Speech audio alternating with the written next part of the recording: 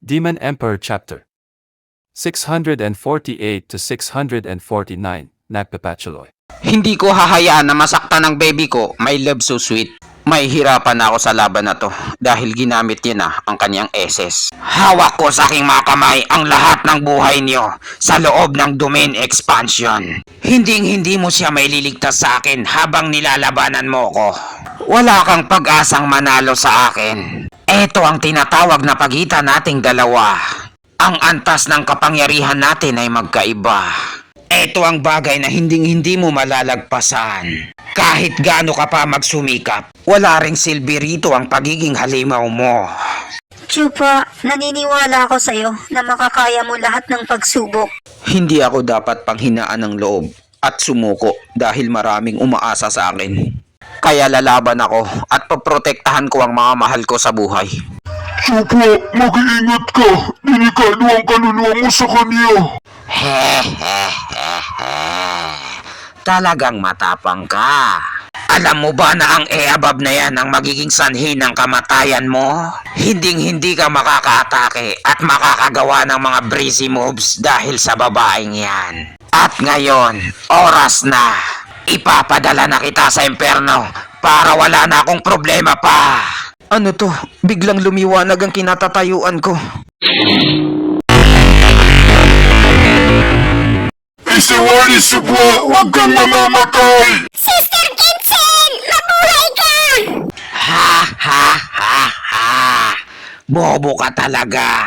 Akala mo siguro lalabanan kita ng harap-harapan. Ang lugar na to ay ang aking mundo. Kayang-kaya kong umatake kahit saan. At hindi mo madidepensahan ang sarili mo dito. Pero kahanga-hanga rin ang mga nagawa mo, bata. Dapat maging happy ka. Dahil ikaw ang pinakaunang namatay sa galawang kong ito. Inihanda ko sana ito sa pinakamagaling na talento ng kanlurang lupain. Si Working Kong. Oh, talaga ba? Kailangan kong maging masaya? Ano ito? Buhay pa pala siya.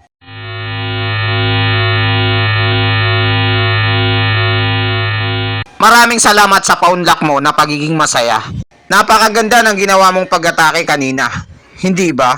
Naruto ay Sage Mode. Imposible talaga to.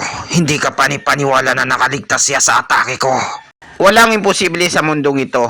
Lahat may paraan. Kung ayaw, may dahilan. Kahit may Soul Domain expansion ka pa ni Sukuna, mayroon akong Monarch Absolute Domain ni Song Jinwo na 100 metro ang laki. Walang makakagalaw sa akin dito pag nasa loob ako. Ha! Anong sabi mo? 100 metro baka mo? Monarch Absolute Domain ni Song Jinwo.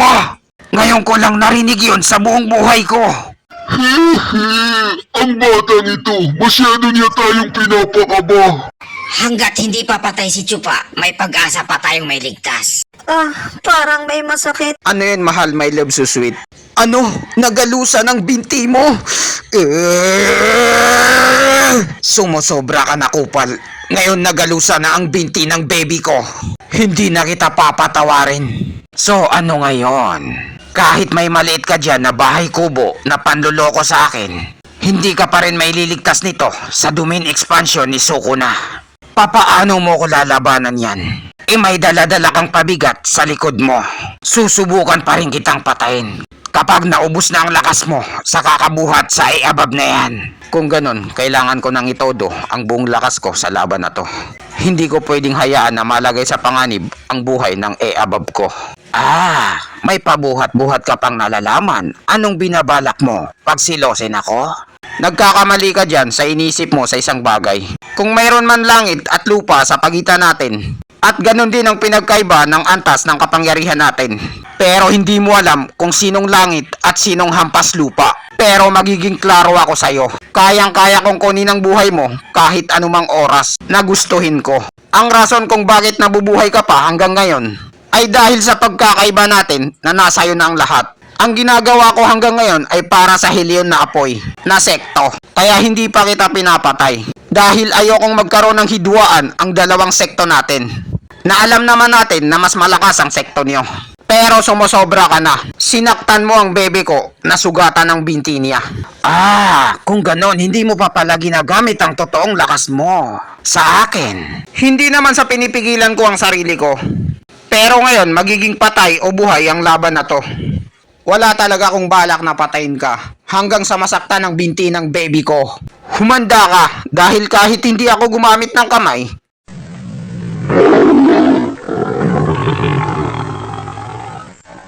kayang-kaya kitang tapusin. Ano ito? Nahihilo ako. Hindi pwedeng mangyari to. Ang soldomeniso ko na. Masisira. Tarantadong gago ka. Wag na wag mo akong mamaliitin. Pisaydorang ko ng lupa. Martial arte. Bipolar conflagration. Galit na. Pangatlong galaw na estilo ng breezy moves. Kaluluwa ng dragon sa langit. Negro Dragon Screeds.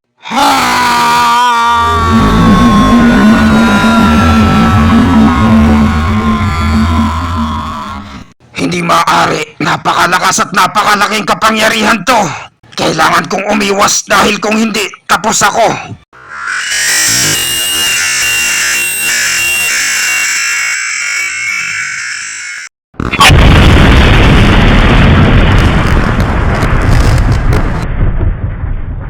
Napakalaki ng naging pinsala. Maswerte ako at mabilis akong nakatakbo. Dahil kung hindi, patay na siguro ako sa mga oras na to. Hindi ko akalain na ang batang ito ay napakalupit. Talagang napakalayo ng agwat namin sa isa't isa. Isang paraan na lang ang natitira sa akin na alam ko. Yun ang tumakbo ng matulin. Ano? Tatakas ka ng ganun-ganun na lang? Hindi pwede yan sa akin. Banal na mata ni Boyd. Ikalawang antas. Cyclops Optic Energy Blast. Aray, tinamaan ang kaliwang kamay ko. Inay ko po! Ang sakit! May follow-up pa siyang atake. Napakalaki nito. Ini ang pinagsamang apoy.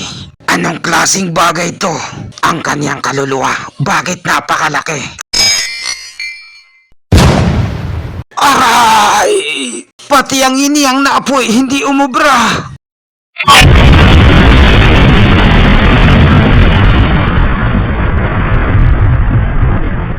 Hindi pa ako tapos. Eto pa. Aray! Tama na!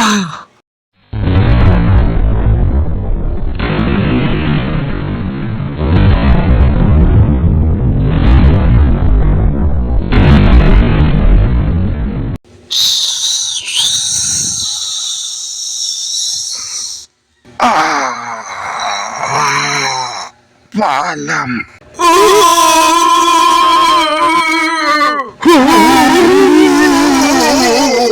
Pinutol niya yung isang bundok.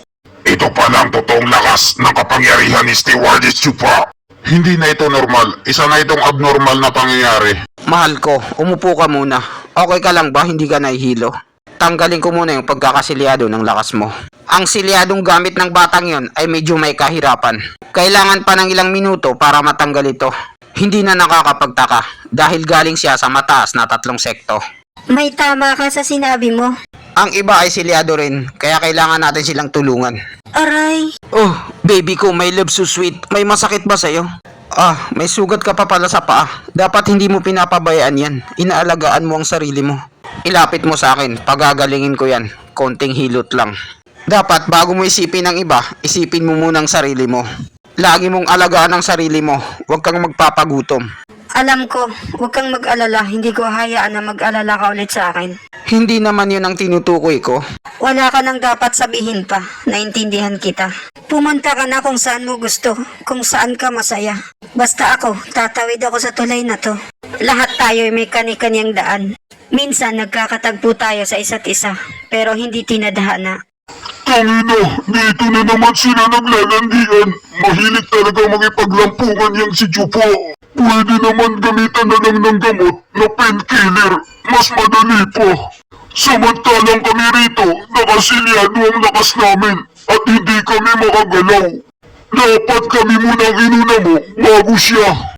Hoy, Master! Kapag hindi pa kami nakagalaw, hindi na kami makakagalaw. Magiging bato na kami! Alam ko mga kupal, maghintay kayo dyan. Sa wakas, nakaraos din. Pero Maraming salamat. Nakakagalaw na ulit ako. hindi ko akalain na may halimaw na manggagaling sa Demon Siming Sekto.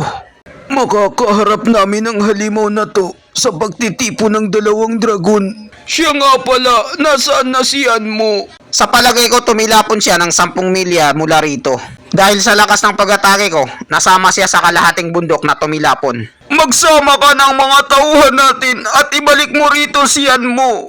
Dahil kapag nakatakas siya, maghiganti siya sa atin. At hindi natin siya kaya. Masusunod po, matanda. Masamang balita, matanda. Hindi namin siya nakita doon. Siguro nakaalis na siya. Anong sabi mo? Delikado na tayo nito. At dito nagtatapos ang chapter. 648 to 649.